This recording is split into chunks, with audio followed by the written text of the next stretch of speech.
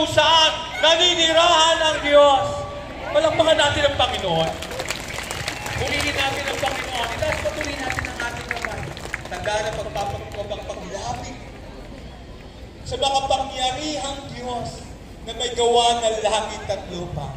Sabi nga, sa Bible, may 2 o 3 nagkakatipon. Nagkakatipon. Tayo ay nagkakatipon sa dakong ito. Dahil ang dakong ito ay buhay na banal. Buhay na banal na lugar. At naniniwala tayo narito ang ating dakilang Yahweh El Shaddai. Itaas natin ang ating kamay. At tayo po sumamba sa Panginoon.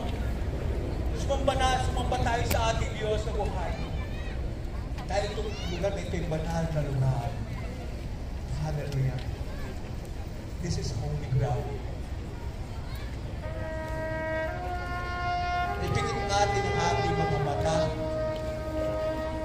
Gamitin ang banal at makapangyarihang presensya ng ating buhay ng Diyos na tumutugon sa ating mga kahilingan.